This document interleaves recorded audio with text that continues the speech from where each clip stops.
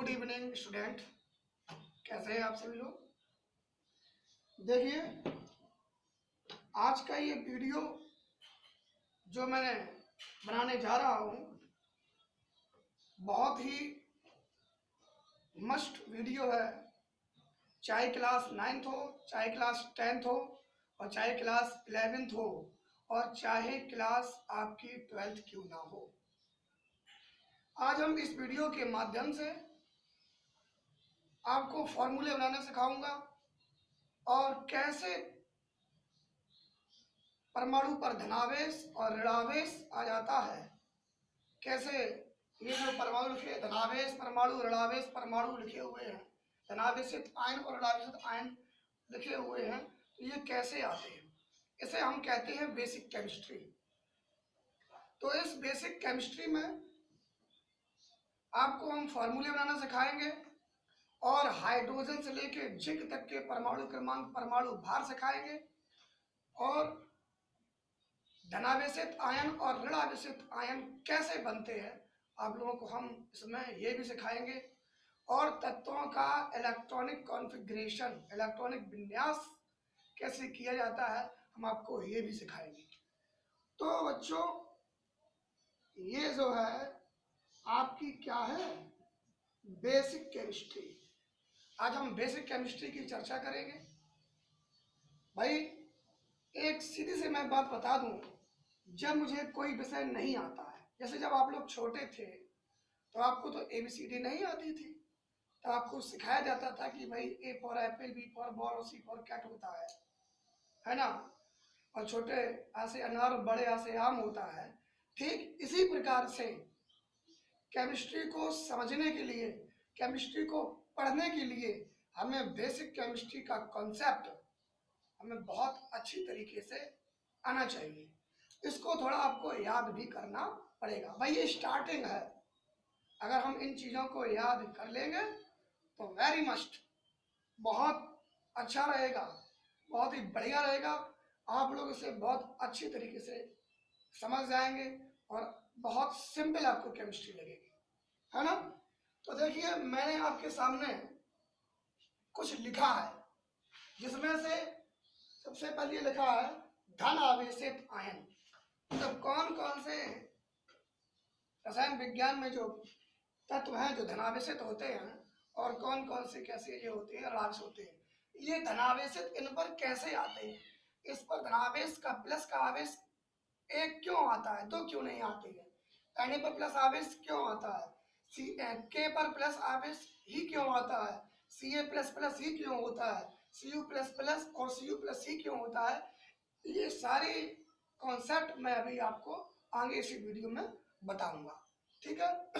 ठीक इसी प्रकार से ऋणावेशित आयन आपके सामने लिखे हुए हैं, तो इन पर ऋणावेश कैसे आते हैं ये भी मैं अभी आपको बताऊंगा, ठीक है। अच्छा, ये चीजें 9th में आपने सीखी होंगी, जो 9th से हाई स्कूल में बच्चे आए हैं उनको ये सिखाया गया होगा। यदि नहीं भी सिखाया गया है तो आज आपको हम फिर पुनः सिखा देंगे। जो बच्चे 11th में पढ़ते हैं उनको मैंने क्लास में बताया है, और जो बच्चे 12th में पढ़ते हैं उनको ही मैंने क्लास में इन सब चीज़ों को बताया है। एक बार मैं पुनः आप लोगों को इन टॉपिक्स के, इन छोटी छोटी चीज़ों के बारे में आपको मैं फिर से बता देता हूँ ताकि आप सीख जाएंगे। देखिए, ये धनावेशित आयन लिखे हुए हैं और ये ऋणावेशित आयन लिखे हुए हैं, और इस आयनों के नाम के आगे, मतलब इस ऋणायनों के आगे इनके नाम भी लिखे हुए हैं ताकि आप इनके नाम याद कर सके। जैसे CO3 माइनस माइनस को हम क्या पढ़ते हैं, CO3 माइनस माइनस को हम कार्बोनेट पढ़ते हैं। SO4 माइनस माइनस को हम सल्फेट पढ़ते हैं। OH माइनस को हम हाइड्रोक्साइड और एल्कोहल पढ़ते हैं। भाई, इस पर दो नाम क्यों आए, जब अकार्बनिक यौगिकों का फार्मूला बनता है तब उसमें OH के लिए हाइड्रोक्साइड का उपयोग किया जाता है, और जब कार्बनिक यौगिकों का फार्मूला बनता है तब OH के लिए एल्कोहल शब्द का प्रयोग किया जाता है। अब सोच रहे होंगे कार्बनिक और कार्बनिक क्या है, मैं बता दूं, कि कार्बनिक और अकार्बनिक में डिफरेंट क्या होता है। अकार्बनिक यौगिक अर्थात अकार्बनिक सूत्र वे होते हैं जिनमें कार्बन उपस्थित नहीं होते हैं, और कार्बनिक यौगिकों के सूत्र वे होते हैं जिनमें कार्बन उपस्थित होते हैं। जहां पर कार्बन उपस्थित होंगे तो उसमें OH के लिए अल्कोहल शब्द का प्रयोग किया जाता है, जैसे मैथिल अल्कोहल। जैसे मैंने क्या बताया, मैथिल अल्कोहल सूत्र होता है CH3OH। ठीक है, अब हम बात कर देते हैं अब जैसे कि NaOH है, NaOH, तो NaOH को हम सोडियम अल्कोहल नहीं पढ़ते हैं, हम पढ़ते हैं सोडियम हाइड्रोक्साइड, क्योंकि Na में कार्बन नहीं है, सोडियम में कार्बन नहीं है। वो क्या है, वो उसमें जब कार्बन नहीं है तो क्या हुआ, वो अकार्बनिक यौगिकों के अंतर्गत वो परमाणु आता है, इसमें कार्बन उपस्थित नहीं होते हैं। तो जिनमें कार्बन नहीं है उनमें यदि OH उपस्थित होता है तो उसके लिए हाइड्रोक्साइड शब्द का प्रयोग किया जाता है।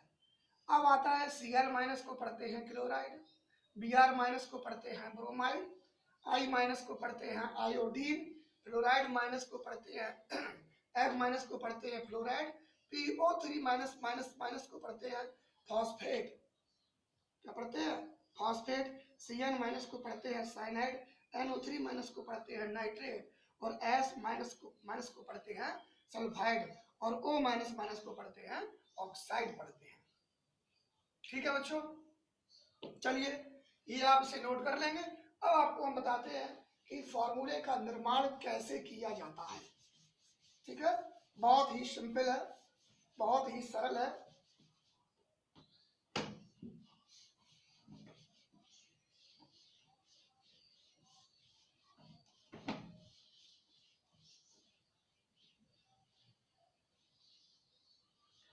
ये मैंने इसे इरेज कर दिया है। अब देखेंगे कि फॉर्मूले का निर्माण कैसे होता है। जैसे सबसे पहले आपने सूत्र सुना है NaCl, जिसको हम साधारण नमक या सोडियम क्लोराइड कहते हैं। क्या कहते हैं, सोडियम क्लोराइड। तो सोडियम क्लोराइड बनाना है मुझे क्या बनाना है, मुझे बनाना है सोडियम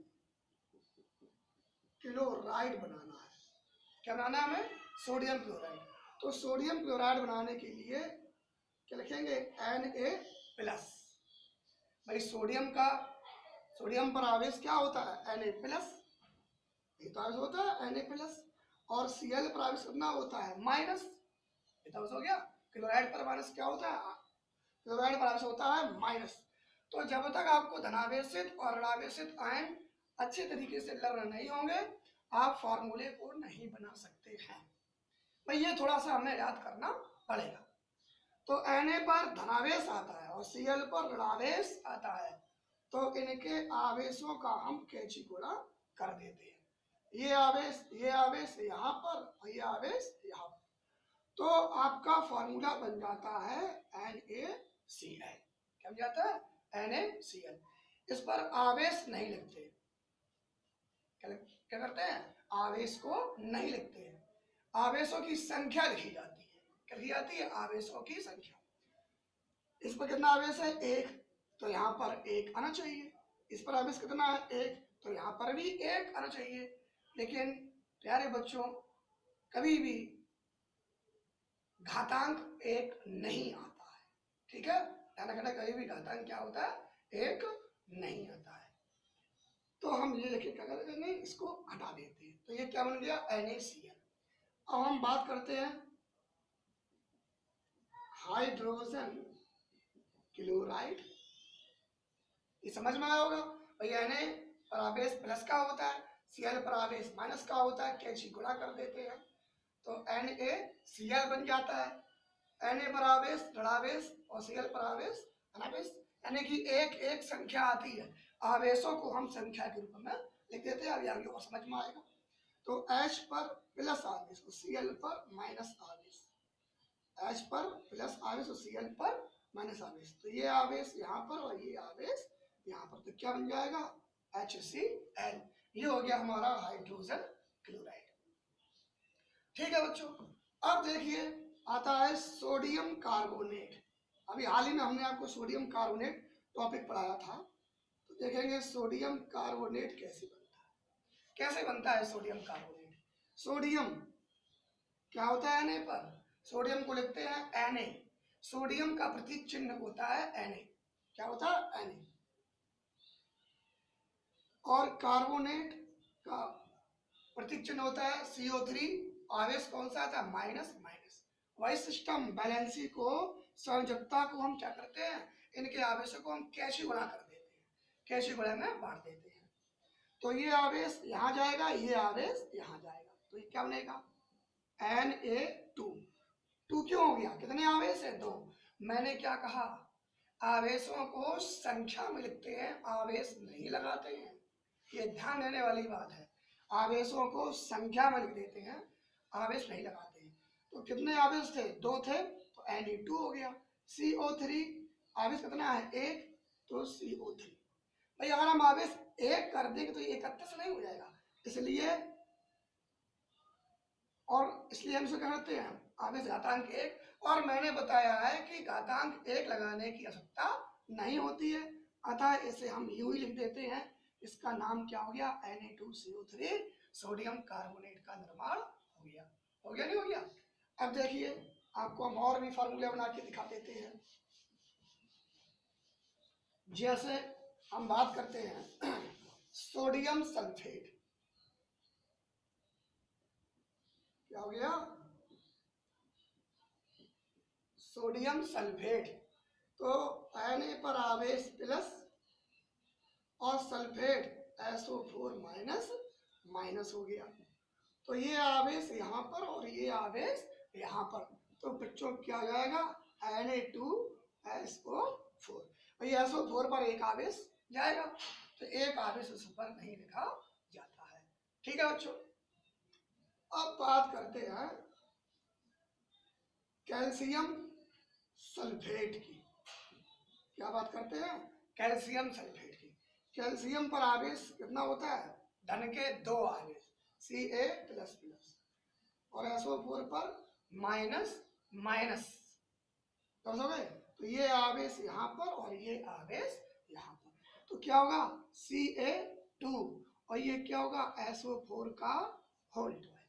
इसे क्वेश्चन लिखेंगे, अगर आगे 2 लिख देंगे तो ये बैल चलेगा, और ये 2 से 2 क्या हो गए? आपके कैंसिल हो गए। आवेश जब बराबर हो जाते हैं तो नहीं लिखे जाते, हटा दिए जाते हैं। तो हमारा क्या बचा? CaSO4 बचा, है ना। आप जैसे लिखेंगे क्यूप्रिक क्लोराइड। क्या हो गया आपका? Cupric chloride. भाई क्यूप्रिक की संयुक्ता, क्यूप्रिक पर आवेश कितना होता है? क्यूप्रिक पर Cu++, क्लोराइड पर Cl-। हो गया नहीं हो गया? तो ये आवेश यहाँ पर, ये आवेश यहाँ पर, तो प्यारे बच्चों क्या बन गया? CaCl2 बन गया। अब हम जैसे कहते हैं Cu+ क्लोराइड, तो क्या होता है? Cu+ और Cl-। तो ये आवेश यहाँ पर और ये आवेश यहाँ पर, तो क्या हो गया? CuCl। कहीं कहीं लिखा होता है Cu2Cl2 भी लिखा होता है। क्यूप्रस क्लोराइड का फॉर्मूला कहीं कहीं CuCl2 भी लिखा होता है। वो इसलिए लिखा होता है कि क्यूप्रस को हम Cu2++ भी पढ़ते हैं। क्यूप्रस को क्या पढ़ते हैं? क्यूप्रस को हम Cu2++ भी पढ़ते हैं, जिसके कारण ये फार्मूला Cu2Cl2 भी हो जाता है, पर हमें Cl की संख्या को बढ़ाना पड़ता है। अच्छा, अब हम देखिए और फार्मूला बना के दिखाते हैं, और आपको हम बहुत सारे फार्मूले बना के दिखाएंगे, समझ में आ जाएंगे। जैसे हम बात कर देते हैं एल्यूमिनियम सल्फेट और एल्यूमिनियम क्लोराइड। तो Al, एल्यूमिनियम का प्रतीक चिन्ह क्या होता है? Al, और कितने आवेश है? प्लस के 3। और सल्फेट क्या होता है? SO4, कितने आवेश है? माइनस के 2। अब चाहे माइनस माइनस लिख दो, चाहे माइनस के 2 लिख दो, बात एक ही होती है। तो ये आवेश यहाँ पर और ये आवेश यहाँ पर, तो क्या हो गया फार्मूला? Al2 ये 2 है ना, तो यहाँ पर क्या हो गया Al2, ये 3 है ना, तो SO4 का होल था। सूत्र क्या हो गया, एल्यूमिनियम सल्फेट हो गया। हो गया नहीं हो गया। नेक्स्ट एल्यूमिनियम क्लोराइड, तो Al का +3 और Cl का माइनस, तो बच्चों क्या हो जाएगा AlCl3। एक बैलेंस यहाँ जाएगी तो वो तो नहीं लिखी जाती है संख्या में। अब आ जाता है, जैसे कह देते हैं जिंक सल्फेट कह देते हैं, जिंक सल्फेट कह दिया, तो Zn++ और SO4 माइनस, तो क्या हो गया ZnSO4। आवेश क्या थे आपके, दो आवेश थे, दोनों आवेश कैंसिल, तो क्या बचा आपका ZnSO4 आपका बचा कि नहीं बचा। आशा करते हैं कि समझ में आ रहा होगा। अब आपको हम एक फार्मूला और बना के दिखाते हैं।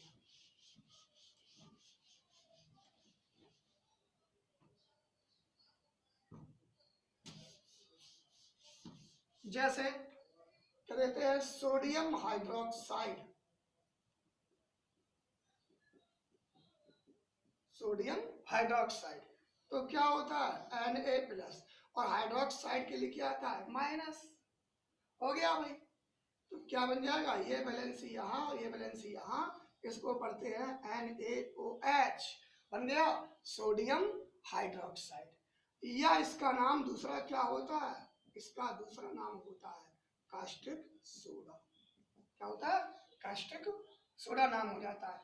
अब आ जाता है कैल्शियम हाइड्रोक्साइड, तो कैल्शियम क्या होता है Ca++, और हाइड्रोक्साइड क्या होता है OH माइनस। ये बैलेंसी यहाँ, ये बैलेंसी यहाँ, मतलब ये धनायन, मतलब ये आवेश यहाँ पर और ये आवेश यहाँ पर, बार बार सर आवश्यकता भूल जाती है, ठीक नहीं है। तो ये आवेश यहाँ पर और ये आवेश यहाँ पर, तो Ca भाई एक है ना, तो Ca एक हो गया, और OH पर कितने अंश आएंगे 2, तो CaOH का होल ट्वाइस। अब आता है कैल्शियम ऑक्साइड आ जाता है, क्या आता है कैल्शियम ऑक्साइड आता है, तो Ca++ और O माइनस, तो ये संख्या के 2 यहाँ पर, ये संख्या के 2 यहाँ पर, तो क्या होगा CaO, भाई 2 बराबर है, दोनों कैंसिल हो जाएंगे, तो क्या बचेगा CaO कैल्शियम ऑक्साइड बचेगा। और चलिए बना के दिखाते हैं।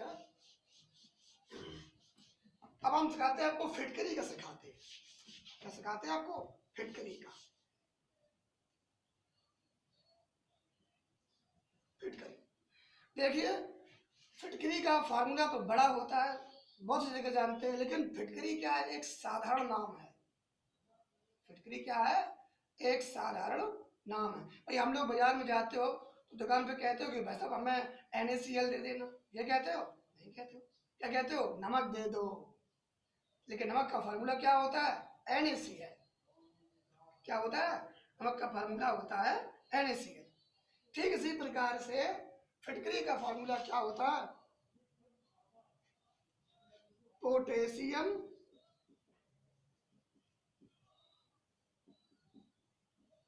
एल्यूमिनियम और सल्फेट। फॉर्मूला होता है पोटेशियम एल्यूमिनियम सल्फेट, ठीक। और ये कैसा होता है, निर्जल, सॉरी क्रिस्टलीय, क्रिस्टलीय होता है। तो पोटेशियम एल्यूमिनियम सल्फेट, ठीक। अब सल्फेट के पहले क्या लगा है, पोटेशियम और एल्यूमिनियम। अब यहाँ पर इसका मतलब क्या है कि पोटेशियम और एल्यूमिनियम के बाद सल्फेट लिखा हुआ है, लिखा सल्फेट, तो सल्फेट के पहले पोटेशियम भी है, सल्फेट के पहले एल्यूमिनियम भी है, तो सल्फेट सब दोनों के नाम के आगे आएगा, यानी कि पोटेशियम सल्फेट और एल्यूमिनियम सल्फेट। तो पोटेशियम सल्फेट का फार्मूला क्या होगा, K का होता है प्लस और SO4 का होता है माइनस। एल्यूमिनियम का क्या होता है प्लस का 3 और सल्फेट का क्या होता है माइनस, ठीक है। तो ये आवेश यहाँ पर, ये आवेश की संख्या यहाँ पर, ये आवेश संख्या यहाँ पर, ये आवेश की संख्या यहाँ पर, तो ये क्या बन जाएगा, ये बन जाएगा आपका K2SO4। क्या हो गया K2, 2 आवेश थे तो K2, SO4 एक था तो SO4, ठीक। ये क्या हो गया, Al2, ये क्या हो गया Al2, और दो है ना इसलिए Al2 होगा। SO4 का 3 है तो SO4 का होता है, और क्रिस्टलीय है तो ये इसमें हमें जल के 24 अणु जोड़ना पड़ता है। इन सबके बीच में मैंने बिंदी लगा दी, इस बिंदी का मतलब होता है इनटू, गुणित में है। तो पोटेशियम एल्यूमिनियम सल्फेट जिसमें जल के 24 अणु होते हैं, ये जो फार्मूला होता है, ये फार्मूला आपका फिटकरी का कहलाता है। ऐसा करते हैं, आज समझ में आया होगा आप लोगों को, है ना। अच्छा, तो आज मैंने आपको बहुत कुछ सिखा दिया है फार्मूले बनाने में। हम अक्सर आपसे पूछ देते हैं कि नीला तूतिया या नीला धोता का सूत्र बताइए, तो कॉपर सल्फेट को ही हम नीला तूतिया या नीला धोता कहते हैं। फार्मूला होता है CuSO4 इंटू 5H2O, जो कि कैसा होता है, क्रिस्टलीय होता है। क्रिस्टल का मतलब होता है ये दानेदार कणदार रवे के दार होता है, बड़े बड़े कण होते हैं, इसलिए इसको हम क्रिस्टलीय कह देते हैं। और क्रिस्टलीय कब कह देते हैं, तो उसमें जल के अणु जुड़ जाते हैं। तो इसका नाम कॉपर सल्फेट या इसे हम नीला धोथा भी कहते हैं, ठीक है। अब आज आपको हम हाइड्रोजन से लेकर जिंक तक के परमाणु क्रमांक और परमाणु भार भी आज हम आपको दिखाएंगे, और उसके बाद हम आपको जो है कैसे आवेश बनते हैं उन आवेशों के बारे में भी हम बताएंगे, ठीक है।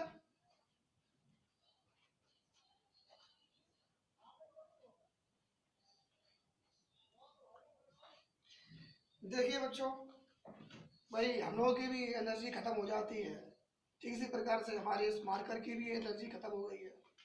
उसमें हम थोड़ा सा इसको स्याही पिलाएंगे, 2 बूंद जिंदगी की। आप देख रहे थे कि लिखते लिखते इसका कलर डाउन हो गया था।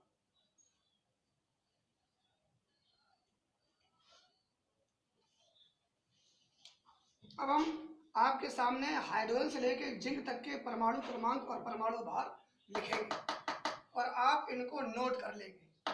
और शायद मैंने क्लास में कराया भी होगा, लेकिन फिर भी आज आप इसको नोट कर लेंगे। ज्यादा सही हो गई।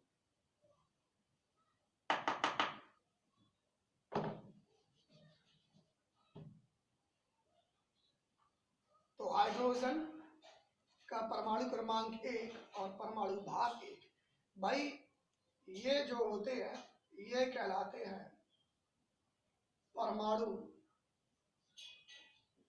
क्रमांक, और ये जो कहलाता है वो आपका परमाणु भार कहलाता है। इसका नाम जानते होंगे सभी लोग, इसे पढ़ते हैं हाइड्रोजन। 2He4, ये हो गया आपका हीलियम। 3Li7, ये आपका हो गया लिथियम, ठीक है।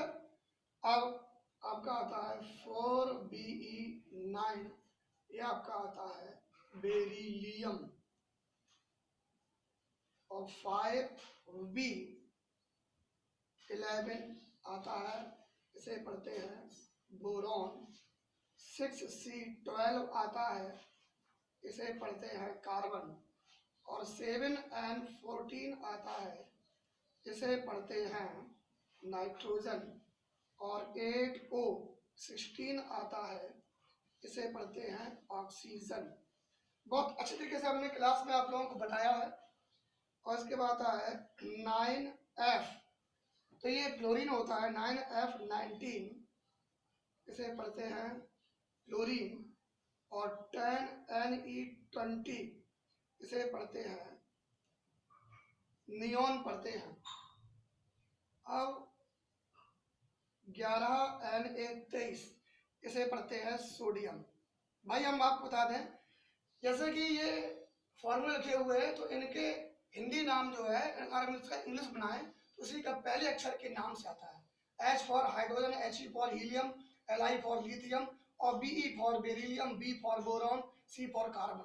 परंतु आप यहाँ पर देख रहे होंगे कि सोडियम का सूत्र एस होना चाहिए थे, परंतु यहाँ पर क्या हो गया, एन हो गया।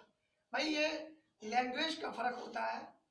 तो ये यूनिवर्सल जो स्वर वगैरह होते हैं उनके माध्यम में, उनके अनुसार, उनकी भाषा के अनुसार सोडियम को एस ना पढ़कर वहां पर क्या पढ़ते हैं, एन पढ़ते हैं, यूनिवर्सल। ठीक है, ये स्वर कहे जाते हैं। अच्छा, अब इसके बाद आता है 12Mg24, इसे पढ़ते हैं मैग्नीशियम। अब Al 13Al27, इसे पढ़ते हैं एल्यूमिनियम। 14Si28, इसे पढ़ते हैं सिलिकॉन। 15P31, ये होता है फास्फोरस। 16S32, इसे पढ़ते हैं सल्फर।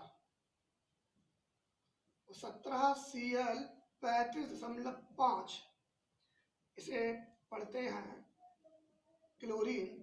18Ar40, इसे पढ़ते हैं आर्गन।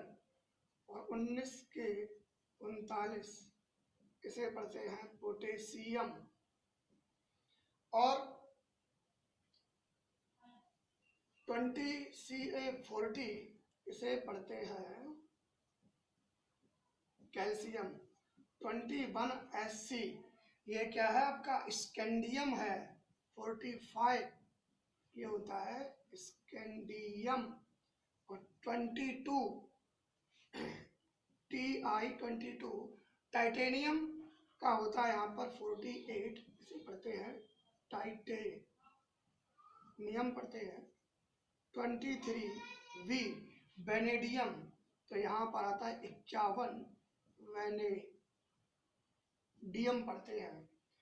और 24Cr 24 क्रोमियम का होता है 52, इसे पढ़ते हैं क्रोमियम पढ़ते हैं।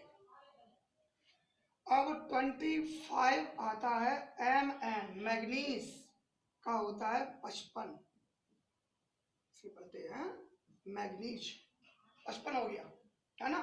अब जो शेष बचे हुए हैं 5, वो आपको हम यहाँ पर लिख देते हैं। ठीक है,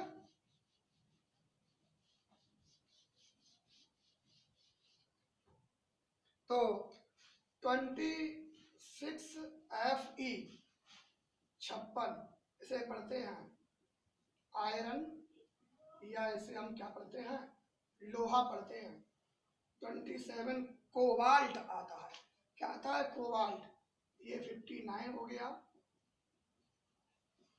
और 28 निकिल Ni आता है, जो कि क्या हो गया, 59 हो गया।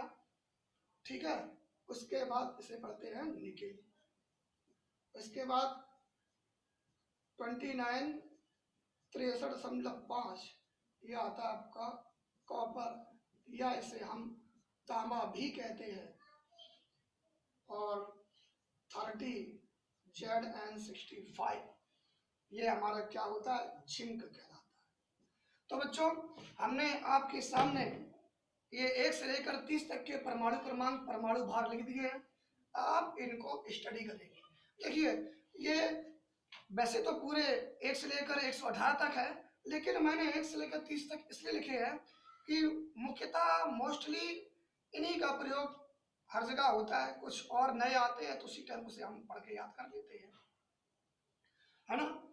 तो ये तो मैंने परमाणु क्रमांक, परमाणु भार, हाइड्रोजन से लेकर जिन तक मैंने आपके सामने शो कर दिए हैं, लिख दिए हैं।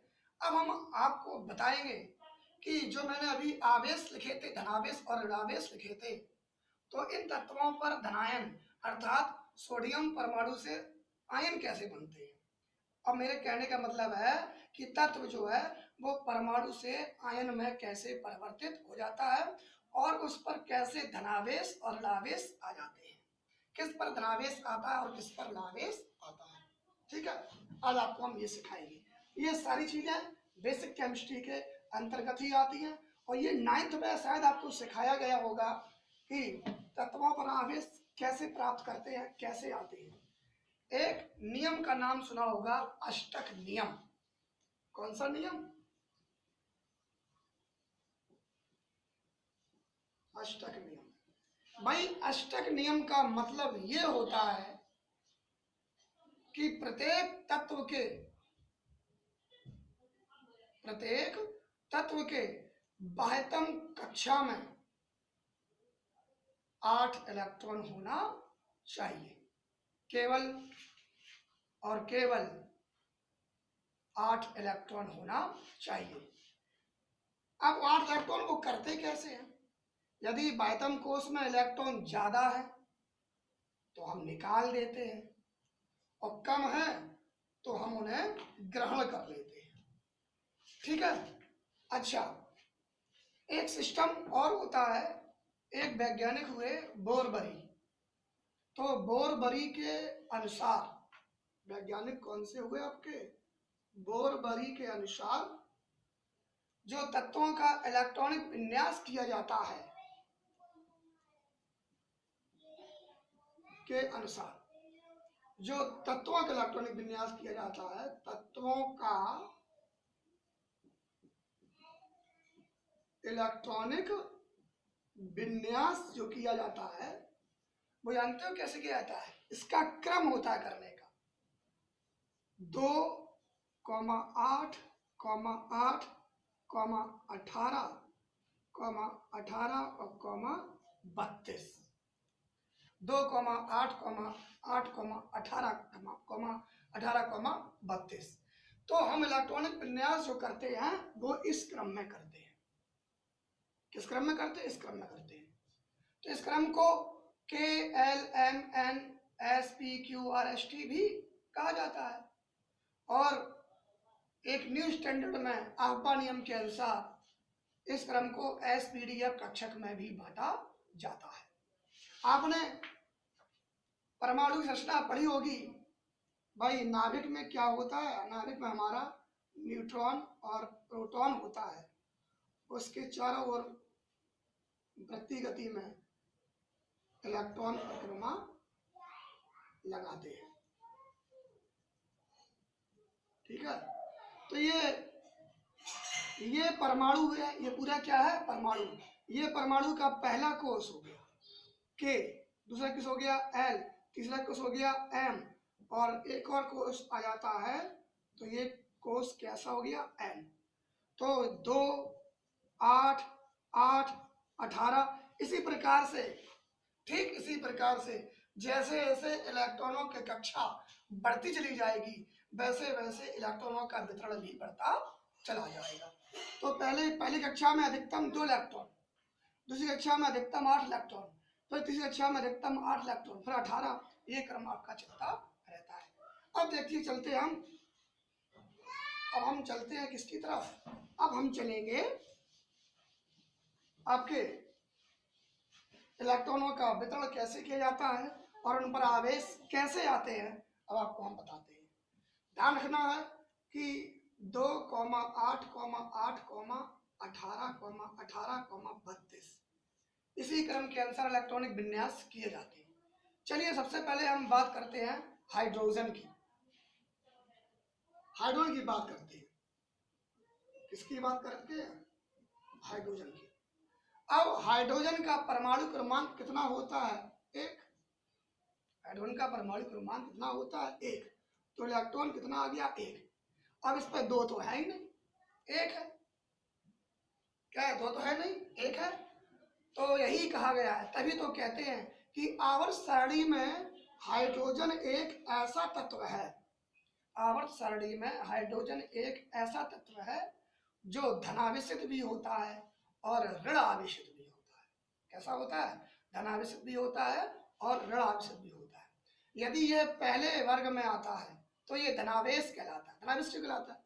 भाई इस पर हमें पहली कक्षा में 2 इलेक्ट्रॉन चाहिए, 2 इलेक्ट्रॉन पर नहीं हो रहे। जब 2 इलेक्ट्रॉन नहीं हो रहे हैं तो ये इलेक्ट्रॉन को त्याग देता है। क्या करता है? इलेक्ट्रॉन को त्याग देता है। अब जो इलेक्ट्रॉन को त्याग देगा तो क्या होगा, H प्लस, ये एक इलेक्ट्रॉन निकल गया।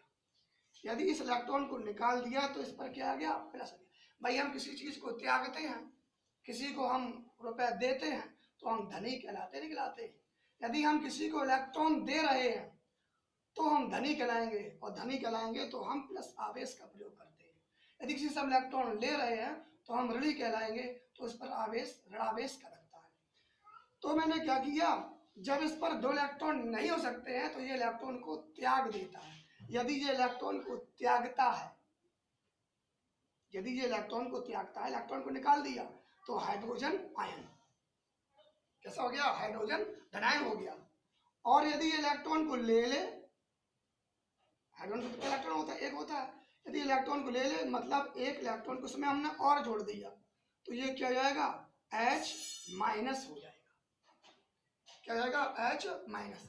अभी क्या किया था मैंने, इस एक इलेक्ट्रॉन को मैंने निकाल दिया तो ये H प्लस आवेश हो गया। अब इस पर कोई भी इलेक्ट्रॉन नहीं बचा। अब इलेक्ट्रॉन ले लिया तो ये क्या हो गया, H माइनस, H माइनस हो गया। भाई अभी एक इलेक्ट्रॉन था, अब 1 प्लस 1 यानी कि कितने इलेक्ट्रॉन हो गए, 2 हो गए। 1 प्लस 1, भाई हाइड्रोजन का परमाणु क्रमांक 1 होता है, 1 लिख दिया। एक इलेक्ट्रॉन को और ले लिया हमने बाहर से, तो 1 प्लस कितना हो गया, 2। अब एक इलेक्ट्रॉन लिया है तो इसलिए कौन सा बचा गया, ऋणावेश। यहाँ पर एक इलेक्ट्रॉन था और हमने त्याग दिया तो यहाँ पर भी आवेश बचा, आवेश नहीं बचा। तो यही कारण है कि हाइड्रोजन धनावेशित भी होता है और हाइड्रोजन ऋणावेशित भी होता है। समझ में आया। अब देखिए हम दूसरा टॉपिक लेते, दूसरा एग्जाम्पल लेते हैं। दूसरे एग्जाम्पल की हम बात करते हैं। तो दूसरे एग्जाम्पल में आपका आता है हीलियम आता है। क्या आ गया, ये हीलियम। क्या है ये, हीलियम। हीलियम का परमाणु क्रमांक कितना हो गया, 2। जब हीलियम का परमाणु क्रमांक 2 हो गया तो हमने 2 लिख दिया। अब इस पर जब 2 हो ही गए हैं तो ना तो इलेक्ट्रॉन हम त्याग सकते हैं और ना तो इलेक्ट्रॉन हम जड़ सकते हैं। अब एक सुनने वाली बात आती है, यदि किसी तत्व के बाह्यतम कक्षा में 2 इलेक्ट्रॉन पूरे हों, इलेक्ट्रॉन पूरे हों 2, केवल 2 ही इलेक्ट्रॉन हो, ना उसके आगे इलेक्ट्रॉन हो ना उसके पीछे इलेक्ट्रॉन हो, तो वो ना तो इलेक्ट्रॉन को त्यागता है और ना ही वो इलेक्ट्रॉन को ग्रहण करता है। क्यों, उस पर कम से कम 2 इलेक्ट्रॉन हो सकते हैं और सभी के लिए अष्टक नियम का प्रयोग करते हैं। अब हम बात करेंगे किसकी, लिथियम की बात करेंगे। 2 यूज किए थे। लिथियम का सूत्र क्या होता है, Li, परमाणु क्रमांक होता है 3। तो विन्यास कैसे करेंगे, सबसे पहले कितने इलेक्ट्रॉन आएंगे, 2, और 2 के बाद इलेक्ट्रॉन भाई कितने, इलेक्ट्रॉन तो इसमें 3 है, 2, 1, 2, 1। अब इस पर आवेश कौन सा आएगा, बस हमें यही पहचानना है। तो मैंने लिख दिया Li is equal to, Li का परमाणु क्रमांक कितना है, 3, यानी कि 2, 1। क्या करें कि इसके बाह्यतम कोश में इलेक्ट्रॉन 2 हो जाए, क्या करें कि इसके बाह्यतम कोश में इलेक्ट्रॉन 2 हो जाए। भाई इसमें इलेक्ट्रॉन 8 तो नहीं हो सकते, इसमें इलेक्ट्रॉन 8 तो नहीं हो सकते। क्यों नहीं हो सकते भाई, क्योंकि इनका परमाणु क्रमांक 8 से कम है, क्योंकि इनका परमाणु क्रमांक 8 से कम है। जिनके परमाणु क्रमांक 10 से ऊपर होंगे, किससे ऊपर, 10 से ऊपर होते हैं, उन्हीं में अष्टक नियम को सिद्ध किया जा सकता है, और 10 से ऊपर नहीं है तो उसमें अष्टक नियम को सिद्ध नहीं किया सकता है। तो उसके लिए क्या करेंगे, उसके बाह्यतम कोश में अधिकतम कितने इलेक्ट्रॉन देखते हैं, 2 इलेक्ट्रॉन देखते हैं। तो इस पर आवेश कौन सा आ गया। अब 2, 1 क्या करें कि इसके बाह्यतम कोश में 2 इलेक्ट्रॉन हो जाए, तो क्या करेगा, ये एक इलेक्ट्रॉन को त्याग दिया, एक इलेक्ट्रॉन को निकाल दिया, तो क्या हो गया, Li प्लस हो गया। क्या हो गया, Li प्लस। अब इसका परमाणु क्रमांक कितना बचा, अब इसका परमाणु क्रमांक बचा आपका 2। भाई अभी क्या था, परमाणु क्रमांक 3 है तो 2, 3। ये क्या हो गया, इलेक्ट्रॉनिक विन्यास। Li3 का इलेक्ट्रॉनिक विन्यास 2, 1। Li3 का इलेक्ट्रॉनिक विन्यास 2, 1। एक इलेक्ट्रॉन को त्याग दिया तो इस पर बातम कक्षा में 2 इलेक्ट्रॉन हो गए तो इसका इलेक्ट्रॉनिक विन्यास पूरा हो गया और इस पर आवेश कौन सा आ गया, प्लस आवेश आ गया, नहीं आ गया। अब हम समझाते हैं आपको जिसमें अष्टक नियम आ जाता है। अब देखिए जैसे आपका आता है सोडियम परमाणु क्रमांक कितना होता है, 11। सोडियम का परमाणु क्रमांक 11 होता है ना, तो ये भी क्या है, परमाणु है। जब इस पर आवेश आ जाएगा तो ये परमाणु से आयन में परिवर्तित हो जाएगा। इसका इलेक्ट्रॉनिक विन्यास करें तो 2,8 2,8 तो 2,8 यानी 2 और 8 10, कितना बचा, 1 11, कितना बचा, 1 11।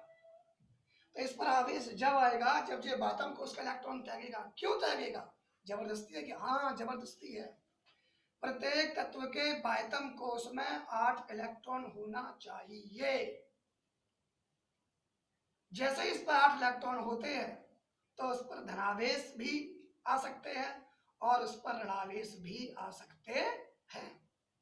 यही कारण है जब तत्वों पर धनावेश और ऋणावेश होते हैं तभी वो तत्व धनावेशित तत्व और ऋणावेशित तत्व अर्थात धनावेशित आयन और ऋणावेशित आयन परस्पर आपस में क्रिया करते हैं, तब वो किसी अणुसूत्र या यौगिक या लवण का निर्माण करते हैं। यही वजह है कि तत्वों के बाह्यतम कोश में 8 इलेक्ट्रॉनों का होना अनिवार्य होता है।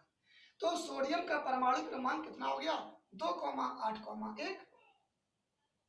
और सोडियम जो लैटिन भाषा की डिक्शनरी में आता है, अर्थात जिन वैज्ञानिकों ने इन तत्वों का नामकरण किया है, तो सोडियम शब्द का प्रयोग एस न करके वहां पर क्या किया गया, Na किया गया है। ये सार्वत्रिक सत्य है, यूनिवर्सल स्वर है ये ध्यान रखेंगे।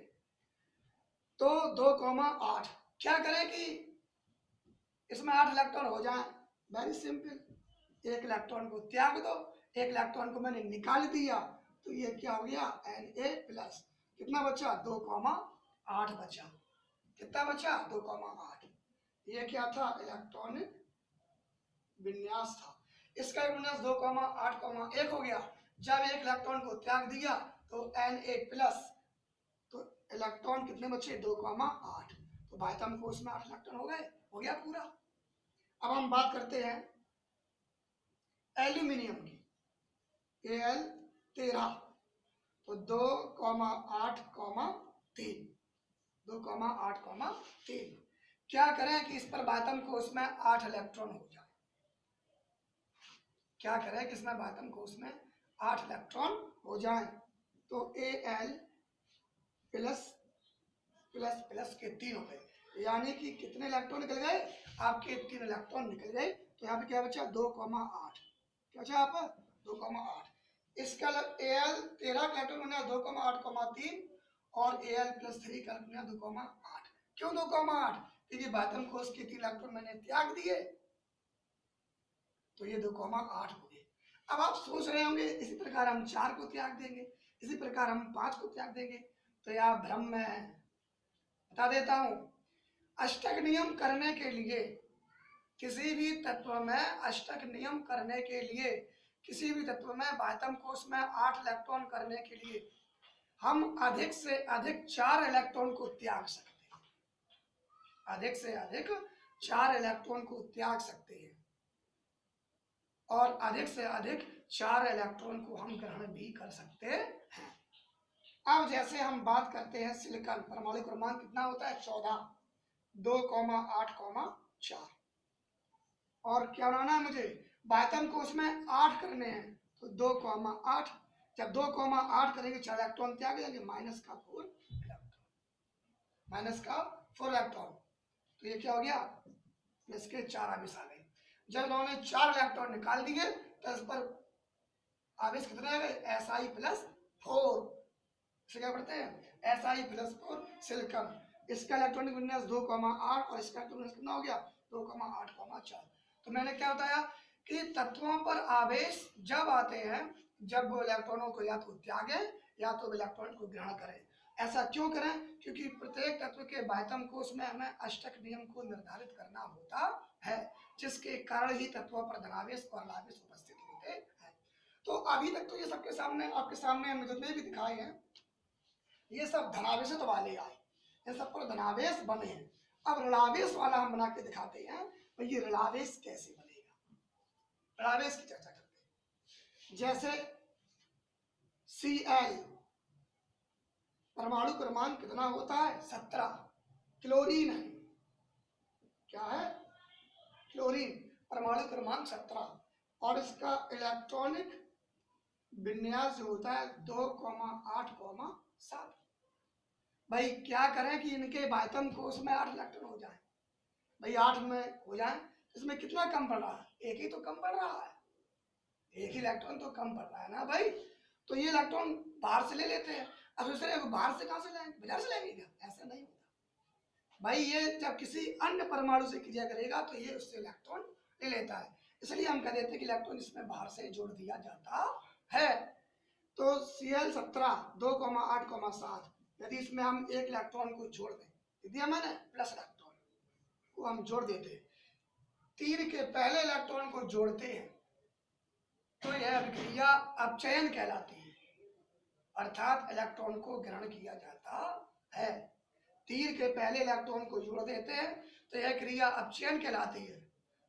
ये पढ़ा होगा, यदि हम तीर के पहले इलेक्ट्रॉन जोड़ देते हैं तो यह क्रिया अपचयन भी कहलाती है, और उस परमाणु में इलेक्ट्रॉन को जोड़ दिया जाता है तो क्या हो गया Cl ये 18 हो जाएंगे, तो 2,8,8 हो गए, नहीं हो गए 18 तो हो गए। एक इलेक्ट्रॉन को ग्रहण किया तो आवेश कौन सा आ गया, ऋणावेश आ गया प्यारे बच्चों, ऋणावेश आ गया नहीं आ गया। ऐसे ही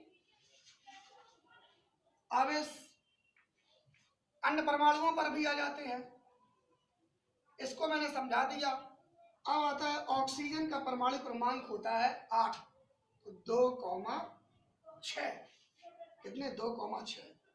क्या करें कि इसमें इलेक्ट्रॉन बायतम को उसमें 8 हो जाए। मैंने क्या कहा, अधिकतम 4 इलेक्ट्रॉन को ले सकते हैं और अधिकतम 4 इलेक्ट्रॉन को त्याग सकते हैं। तो इसमें हम 2 इलेक्ट्रॉनों को जोड़ देंगे, जैसे जोड़ देंगे तो O माइनस माइनस, इसका विन्यास कितना हो गया 2,8 हो गया। ये क्या था ऑक्सीजन परमाणु, ये क्या था ऑक्सीजन, और ये क्या हो गया आपका ऑक्साइड। जब तत्व पर धनावेश या ऋणावेश आ जाता है तो इनके नाम में परिवर्तन हो जाता है। ऐसा करते हैं, आज आप लोगों ने बहुत अच्छे तरीके से सूत्र को बनाना सीखा होगा, धनावेश ऋणावेश कैसे आते हैं ये भी सीख लिया होगा, और सूत्र को बनाना भी सीख लिया होगा, और हमने अणु से जंग तक के परमाणु क्रमांक परमाणु भार भी सिखा दिए। अभी हमने जो ऋणावेश सिखाए हैं तो एक ही परमाणु वाले सिखाए हैं, ये केवल Cl, ये केवल क्या है ऑक्सीजन। अब आप देखते हो कि SO4 माइनस माइनस या CO3 माइनस माइनस कैसे आता है, ये हम आपको सिखाते हैं। जैसे CO3 माइनस माइनस कैसे आता है, ये आज आपको हम सिखाते हैं।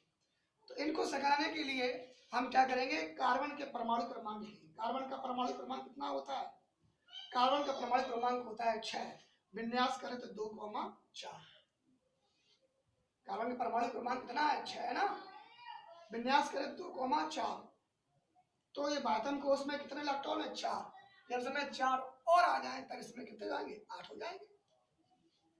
ऑक्सीजन का परमाणु क्रमांक होता है 8, 2,6, तो इसके बायतम कोष में 6 इलेक्ट्रॉन है, इसमें 2 और आ जाए तब जाकर इसमें इलेक्ट्रॉन कितने होंगे 8, अर्थात दोनों को अष्टक नियम करना है। तो ये अष्टक नियम कैसे करेंगे, ये दोनों आपस में क्रिया करेंगे। तो CO3 माइनस माइनस, तो कार्बन को मध्य में, एक ऑक्सीजन यहाँ पर, एक ऑक्सीजन यहाँ पर, एक ऑक्सीजन यहाँ पर। ये थोड़ा कठिन होता है, जब आप क्लास में होंगे तो इसको हम बहुत बेहतरीन तरीके से समझाएंगे। तो इनको हमने इस प्रकार से व्यवस्थित कर दिया, इनके इलेक्ट्रॉनों के भी हम व्यवस्थित करके अभी दिखाते हैं। तो ये चीज जो 11th मतलब ये सिस्टम जो है 12th के बच्चों को बहुत अच्छे तरीके से समझ में आ जाएगा। जो 9th से 10th में आए हैं, यदि मैडम ने पढ़ाया होगा तो आ जाएगा, ये नहीं पढ़ाया होगा थोड़ा देर में समझ में आएगा, लेकिन समझ में ये आपको आ जाएगा। ये ऑक्सीजन ऑक्सीजन है तो सभी ऑक्सीजन के हम इलेक्ट्रॉन को रख देते हैं, तो इसको हम चिन्ह के द्वारा रखते हैं। ऑक्सीजन कितने 6 है, तो 2, 2, 4, 5 और 1 6, ठीक है, और 2 6 कर लिया यहाँ पर, 2 2 4 5 और 1 6, 2 2 4 5 और 1 6। अब ऑक्सीजन कितने, कार्बन कितने हैं, 4, कार्बन के 4, तो 2 यहाँ पर, ये हमने रख देते हैं, और एक यहाँ पर और एक यहाँ पर। आप देख रहे हो सर जी ने ये क्या साड़ी किनारे से बना दी। भाई हमने क्या किया कि कार्बन को मध्य में रखा, चार तरफ इनके ऑक्सीजन रख दिए, ऑक्सीजन के इलेक्ट्रॉनों को मैंने क्रॉस चिन्ह से दर्शा दिया। तो 2 यहाँ पर, 2 यहाँ पर, एक एक यहाँ पर, 2 यहाँ पर, 2 यहाँ पर, 2 यहाँ पर, 2 यहाँ पर, 2 यहाँ पर, 2 यहाँ पर, और इस ऑक्सीजन के सामने वाले मैंने खाली साइड छोड़ दिए थे। कितने आवेश है, माइनस, तो ये माइनस लगा दिया और मैंने ये माइनस लगा दिया। ठीक, ये माइनस कहाँ से आते हैं भाई, मैंने बताया अगर इनमें इलेक्ट्रॉन नहीं है भाई, ये तो 8 इलेक्ट्रॉन हो गए, हो गया 8 इलेक्ट्रॉन, 2 2 4 2 6 2 8, लेकिन ये कितने हैं, 2 2 4 2 6 और 1 7, 2 2 4 2 6 और 1 7, इन पर तो 7 7 8 तो नहीं है। तो इलेक्ट्रॉन जब बाहर से लेते हैं तो एक एक हमने इलेक्ट्रॉन ले रहे हैं, तो मैंने ऋण चिन्ह का प्रयोग कर दिया। कौन से का, ऋण चिन्ह का प्रयोग कर दिया, इसलिए इस पर क्या हो गए, 8 इलेक्ट्रॉन नंबर हो गए। इस कार्बन को भी 8 इलेक्ट्रॉन करने हैं, तो स्वयं कितने हैं, 2 2 4 2 6, और ये 2 इसके लिए लेंगे, कितने हो गए, 8। तो इस प्रकार से CO3 माइनस माइनस ऋणावेश का ऋणावेश जो है उत्पन्न हो जाता है। ठीक है, जब हम क्लास में होंगे तो इस टॉपिक्स को हम बहुत इसी तरीके समझाएंगे। लेकिन एक चीज आप ध्यान रखेंगे, ये चीजें जब आती हैं, ऐसे संरचनाएं में जब आती हैं जब हम तत्वों का इलेक्ट्रॉनिक विन्यास कर सकते हैं। जैसे कार्बन का करेंगे तो 2,4, ऑक्सीजन किया तो 2,6, अगर हम फ्लोरीन का करेंगे तो 2,7, अगर हम नियोन का करेंगे तो 2,8, नियोन का परमाणु क्रमांक 10 होता है। तो आज मैंने जो कुछ समझाया है, इस सब चीज़ों को आप वीडियो को 2-3 बार सुनेंगे, अपने नोट्स में से नोट कर लें। बहुत ही इंपॉर्टेंट मैंने चीज़ समझाई है, ये एक बेसिक केमिस्ट्री है, ये आपको इतना समझना ही पड़ेगा, इतना आपको याद ही करना पड़ेगा। आज के लिए इतना ही।